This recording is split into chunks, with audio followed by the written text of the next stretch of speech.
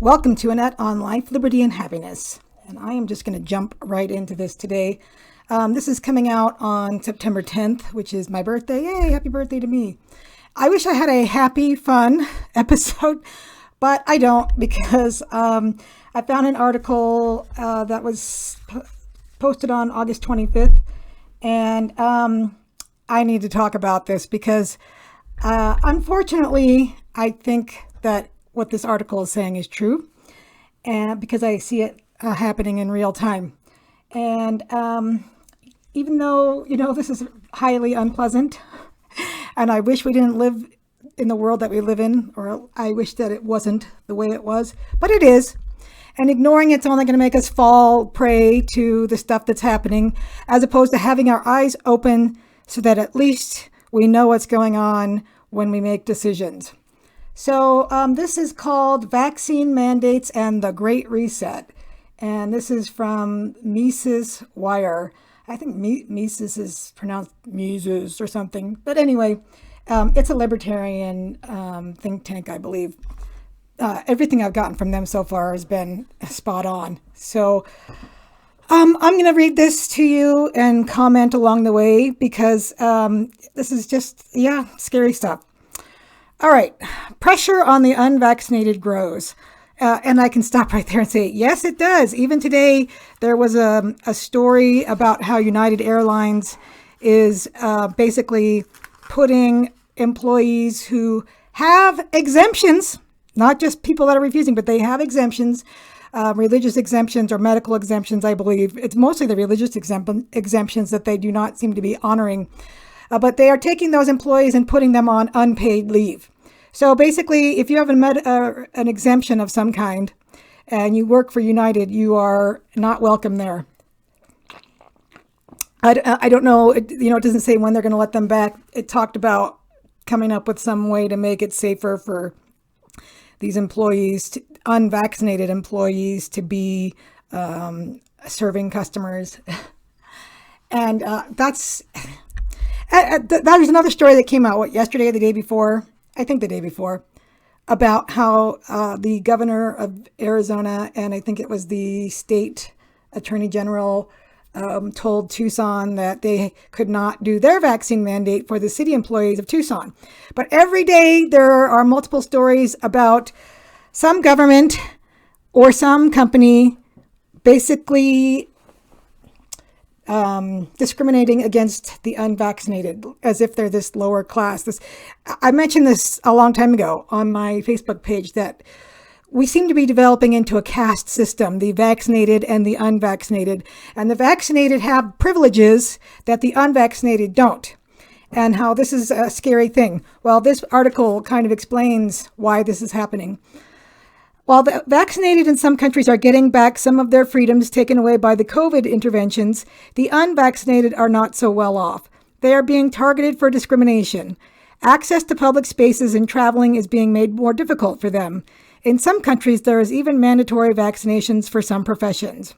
And England just said that after saying back in, I think, February that they were not going to have any vaccine passports, they now are requiring them for, I think, big concerts, and I can't remember what else. In France, the people of France are protesting, which I guess is one of their hobbies, but they're protesting vaccine passports, which is awesome. I mean, I don't really usually admire the French for anything, but it's good to see that. All right.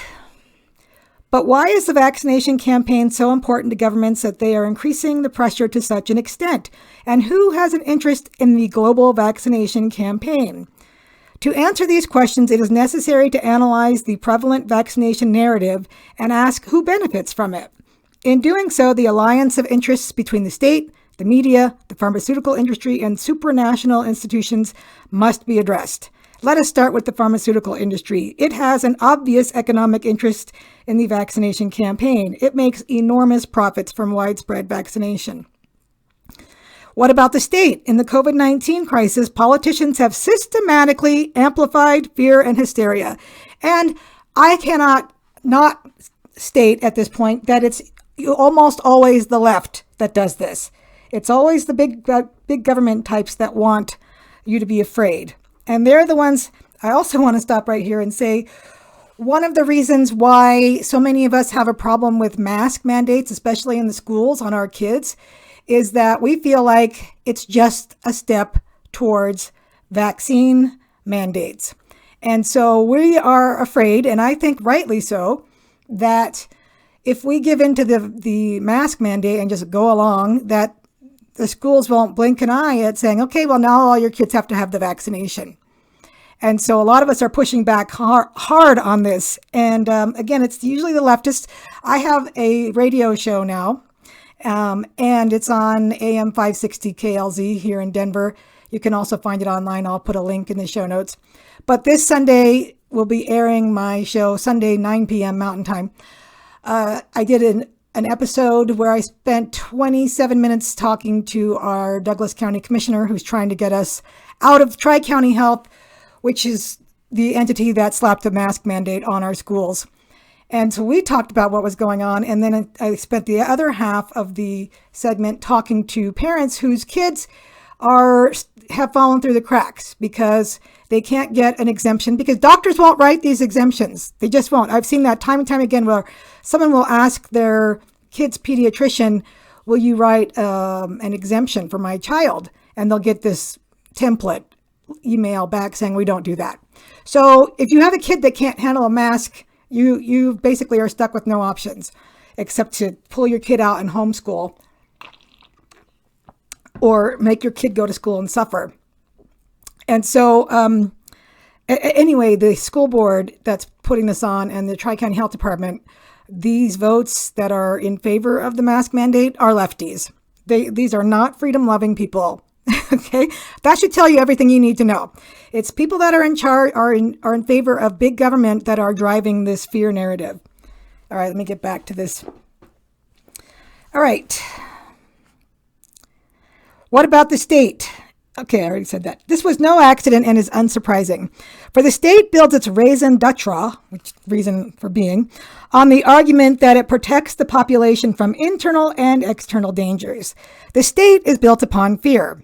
The narrative is that without the help of the state, the citizen would be defenseless against hunger, poverty, accidents, war, terrorism, disease, natural disasters, and pandemics. It is therefore in the state's interest to instill fear of possible dangers, which it then pretends to resolve, expanding its power in the process. A relatively recent example is the restriction of civil liberties in the U.S. in response to the threat of terrorism after the 9/11 attacks and the Second Iraq War. Similarly, it was in the interest of governments to purposefully instill fear and portray COVID-19 as a unique killer virus in order to expand state power to an extent unknown in peacetime at the expense of citizens' fundamental rights. Again, I have to stop and say, this is why a lot of us spend a lot of time on social media debating with people who are not politicians but are basically useful idiots, because they are going right along with this narrative and talking about how everyone's got to mask up. Everyone get your vaccine. You're killing grandma. You're killing everyone. You don't care. The government's just trying to save us. And they'll go, what the governor or whoever has just passed some mandate, they'll put it up on social media, and these useful idiots will just fall in line. Thank you so much for restricting our freedoms. I mean, that's not what they'll say, but that's what they're saying. Thank you for making all the kids wear masks. Now we need a mandatory vaccine. I mean, that's what there is, a huge segment of the population that willingly tells the government they want them to restrict their actions. Please, government, tell me what to do. Please, government, make me do things. I will never understand that mindset. But I guess really it's people like this who enjoy being afraid. And so they want a nanny state. Anyway, let me keep going. All right. Similarly, it was in the interest of government to purposely instill fear and portray. Oh, I already said that. All right. When the coronavirus crisis started and not much was known about the virus's potential danger, politicians were faced with an asymmetric payoff. If politicians underestimate a danger and do not react, they are held responsible for the underestimation. They lose elections and power. especially if they can be blamed for deaths. Photos of mass burials aside, the consequences of underestimating danger and failing to act are politically fatal. So underestimating danger and failing to act are politically fatal. In contrast, overestimating the danger and taking decisive action are politically much more attractive. See New Zealand, see Australia. Those two countries, it took no time at all to turn into police states. It was really something else to watch. I'm amazed, and I jumped onto a Facebook group, an Australian Facebook group one day, and it looked a lot like a lot of our groups here, where you had about half of the people saying, stop trampling on our rights, and the other half saying, thank you, police, for breaking up those dangerous protests. All right. If it really is an unprecedented threat, politicians are celebrated for their tough measures, such as lockdowns. And politicians can always argue that without their decisive action, there would indeed have been a disaster. If the measures ultimately turn out to have been exaggerated because the hazard was not so great after all, the possible negative consequences of the measures are not as directly associated with the politicians as the photos of mass burials, because these consequences are more indirect and long-term. The indirect and long-term health costs of lockdowns include suicides, depression, alcoholism, stress-related illnesses, earlier deaths from canceled surgeries and screenings, and a generally lower standard of living. And I would add abuse. There was a lot more spouse abuse and a lot more abuse of children during that time. However, these costs are not directly associated with the drastic interventions and blamed on the policy. I find that to be completely true. We've made that argument, me and others on social media have made that argument again and again, and it just doesn't seem to stick. Nobody seems to care. Many of these consequences will occur after the next elections or even later and are not visible. For instance, we cannot observe to what extent a higher standard of living would have increased life expectancy. And if someone dies 6 years from now from alcoholism or depression developed in the wake of lockdowns, most people will probably not make the lockdown politicians responsible. And if they do, these politicians will possibly already be out of office. Thus, it is in the interest of politicians to overestimate a threat and overreact. I'm going to say that again. It is in the interest of politicians to overestimate a threat and overreact. And that's what we've been seeing all through COVID. I can't believe we're 18 months into this and we're still dealing with it. But that's because this is happening. In order to justify and defend the harsh measures such as lockdowns that are so attractive to politicians, it is necessary to stir up fear. When politicians stoked fear and hysteria during the COVID-19 crisis, implementing highly restrictive measures such as lockdowns, the damage to the economy and social fabric was immense. Yet a society cannot be locked down forever, as the costs keep rising. At some point, it must exit lockdown and return to some normality. However, how can one at the same time stir up fear of the threat of a killer virus and return to normalcy? So that was the conundrum that politicians had. The way out is vaccination. And I would add, and masks. With the vaccination campaign, the state can stage itself as the savior from the great danger. The state organizes vaccination for its citizens and gives the vaccinations to citizens for free. Without this vaccination rescue and in a permanent lockdown, the negative economic and social consequences of the restrictions on civil rights would be so great that resentment among the population would continue to grow and ultimately unrest would threaten. So, sooner or later, the lockdown must be ended. If, however, the state authorities were to back out of the lockdowns and restrictions without further explanations and imply that the danger was not so great after all and the restrictions were an exaggeration and a mistake, they would lose a great deal of support and trust among the population. Consequently, from a governmental perspective, a good and face-saving exit scenario from the most severe restrictions is needed, and the vaccination campaign provides it. I would say that's exactly what's going on, but unfortunately for everyone, but for the government and this strategy, vaccinations are not working the way they thought they would. They're much less effective than they were touted to be in the beginning. And so that's why masks, which I think the writer should have included in this, masks are seen as the other savior, right? All right. If this strategy works, the state will have set a precedent, expanded its power, and also made citizens more dependent. Again, the state will have set a precedent, expanded its power, and made citizens more dependent. Citizens will believe that the state has rescued them from a mortal predicament and that they will need its help in the future. In return, they will be willing to give up some of their liberties permanently, like, again, the liberty or the right to not wear a mask. That seems to have been given up permanently. Right now, my school kids, their district, they're told they have to wear masks until the end of the year.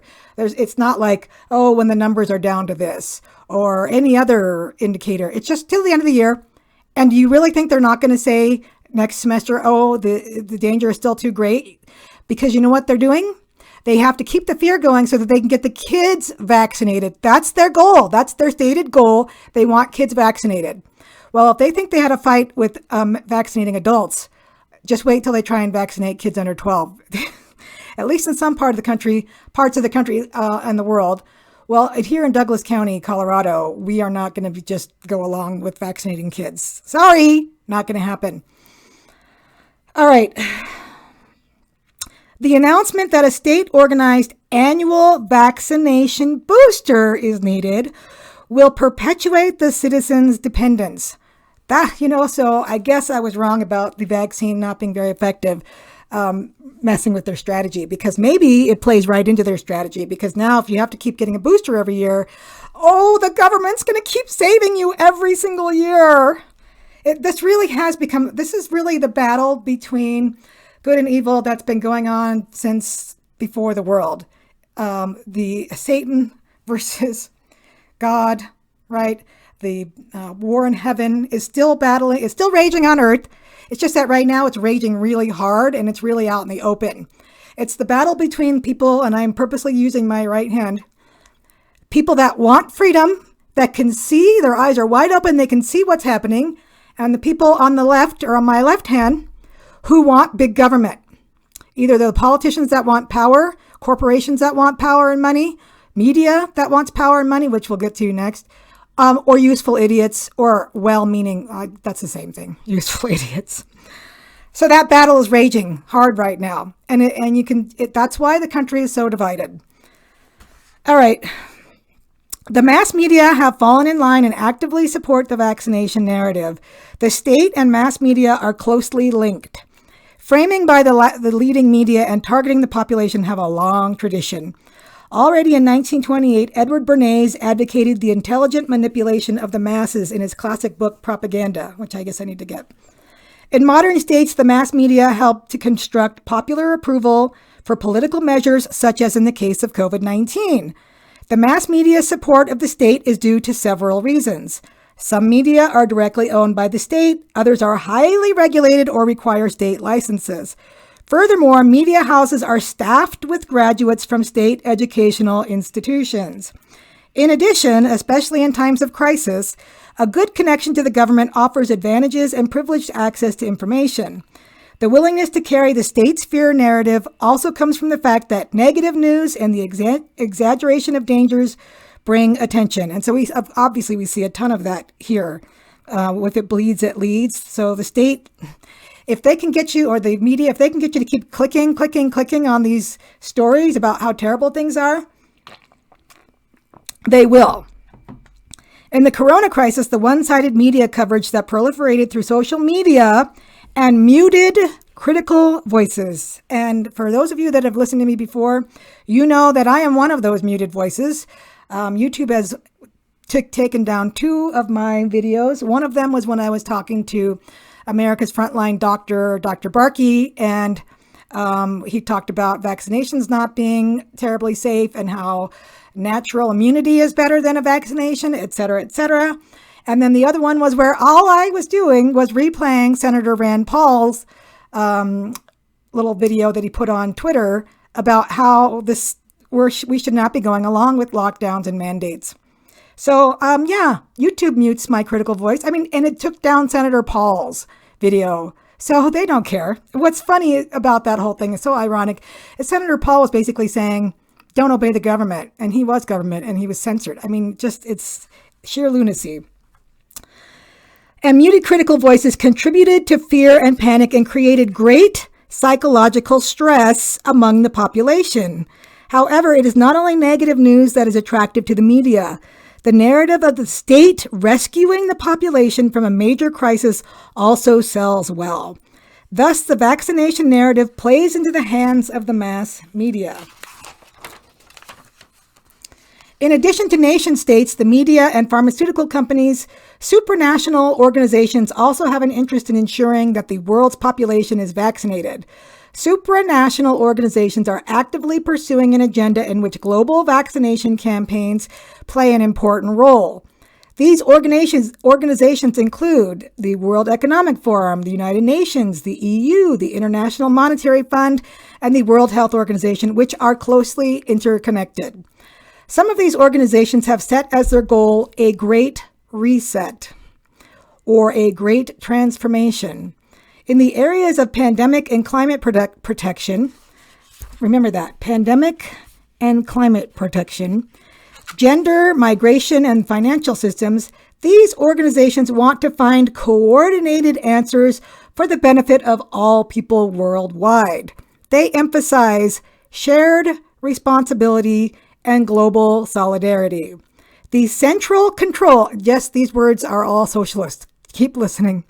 The central control of vaccination, climate change, and financial and migration flows bears the hallmarks of a new world order. For example, the theme of the 2019 annual meeting of the WEF was Globalization 4.0, shaping a new global architecture in the age of the fourth industrial revolution. Another example of supranational planning is the UN's Global Compact for Migration. At the national level, these radical ideas are supported, as shown by the German Advisory Council on Global Changes.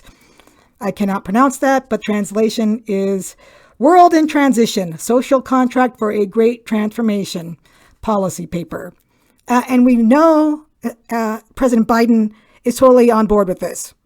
Okay, he's taking the talking points from the World Economic Forum. He's a global reset guy, which explains a lot about why he's pushing the vaccine so hard and why he's a mask guy.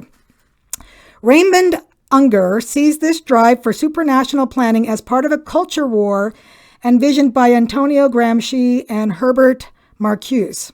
A global management of opinion and outrage is combined with scenes of fear and horror, especially in the fields of climate change and corona, to establish a new socialist world order. In fact, the WHO, the IMF, and the UN are led by former communists. The WEF is financed by global companies, including the pharmaceutical industry and the big tech companies.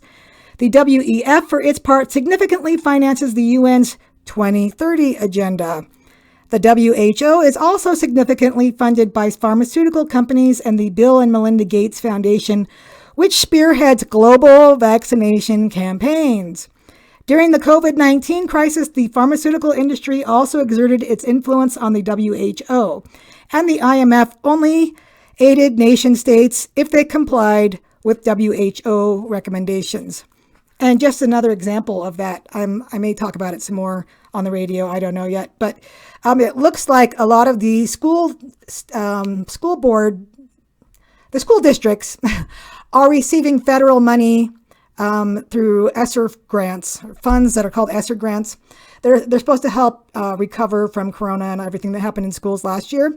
But part of that seems to be, from what I'm reading, this is my interpretation, part of that is if they open the schools back in a safe way as prescribed by the Department of Education, which includes a mask mandate. So to me, it looks like school boards are basically saying, oh, money, money, money. How many millions? I think that our county school district, Douglas County, is getting $3 million as part. That money, I believe, is at least partly contingent on the school having a mask mandate. That's my interpretation. I could be wrong, but that's what it looks like when I put the pieces together. So money. You can talk people into doing things for you for money. These interconnected supranational organizations see the COVID-19 crisis as an opportunity to advance their agendas. The UN policy paper Shared Responsibility, Global Solidarity, Responding to the Socioeconomic Impacts of COVID-19, views COVID-19 as a turning point for modern society. We shouldn't let a good crisis go to waste, should we? The intention is to seize the opportunity and act in a globally coordinated manner. The major tech companies support these agendas. They are also members of the WEF and censor disagreeable information related to COVID-19 on their platforms. Just like the mass media, videos critical of vaccination are particularly quickly deleted on YouTube. That's why I never use the code, the hashtag, or the keyword or whatever. I don't tag vaccination on my videos anymore. And I'm going to have to figure out a way to put this one up without it being censored by YouTube. So I'll have to come up with something besides vaccination in the title. I don't know what it's going to be yet. But also, if for some reason you hear this on iTunes or one of the other places, but not YouTube, and you want to see it, I'm now using Rumble because I can't afford to not have this out there on video. So if you want to see it and it's not on YouTube, it's because YouTube took it down. Go to Rumble, look up Annette on Life, Liberty, and Happiness. All right. The title of a keynote speech by IMF Director Kristalina Georgieva, From Great Lockdown to Great Transformation, also underscores the idea that supranational organizations want to use the corona crisis for their agendas. Klaus Schwab, who some of you may have heard of, founder of the WEF, argues that the COVID-19 crisis represents a rare opportunity to lay new foundations for our economic and social systems. In COVID-19, The Great Reset, co-authored with Thierry Malaret, Schwab speaks of a defining moment and claims a new world will emerge. According to Schwab, it is time for a fundamental reform of capitalism, which of course that always means they want socialism. Thus, the globally coordinated vaccination program can be interpreted as a building block in a supranational strategy of a great reset. Global vaccination structures are being established that can be used for subsequent global vaccination campaigns. From the perspective of advocates of a great reset, globally coordinated COVID-19 vaccination underscores the need for global structures and organizations. You can't do a global vaccine if you don't have the structure put in place. From the perspective of advocates of a great reset, globally coordinated COVID-19 vaccination underscores the need. Organizations that can be used for other global purposes. So you get the structure in place for the vaccine, and then you can use it for other things, such as effectively combating climate change and pushing for a great reset. In short, the state, the media, the pharmaceutical industry, and supranational organizations are closely intertwined and have a common interest in the vaccination narrative. From this perspective, the mounting pressure on the vaccine-free is unsurprising. So when you see people who are not vaccinated being pushed around, that's it. It's all towards the Great Reset. Now, of course, everyone that's pushing it isn't doing it for that stated reason, or maybe not even for that conscious reason, but it's being used for that purpose. So you have useful idiots, and you have lefties, and you have big government types pushing the vaccine because that's what they do, and they're contributing to this. So just keep your eyes open, know what's going on. If you're vaccinated, don't play into this. Don't show your vaccine card or if you have a vaccine passport, heaven forbid. If you have one of those, don't show them. Don't play into that. I am not pro or anti-vaccine. I am pro-freedom. So even if I have a vaccine, I'm not going to go around showing my card to anyone. If there's a concert that requires it, I won't go to a concert. If there's a store that requires it, I won't go to the store. If there's a job that requires it, I won't have that job. I mean, we just have to draw a line here, or else we are contributing to the problem. So, sorry, that wasn't a happy, fun birthday episode, but it's extremely important that you have that knowledge and that you're out there. And I will link to this article, Vaccine Mandates and the Great Reset, in my show notes, and I've got to find some other way to call this episode something besides vaccine. Maybe the jab? Maybe they're onto that. I don't know. I'll figure something out. Anyway, thank you for listening.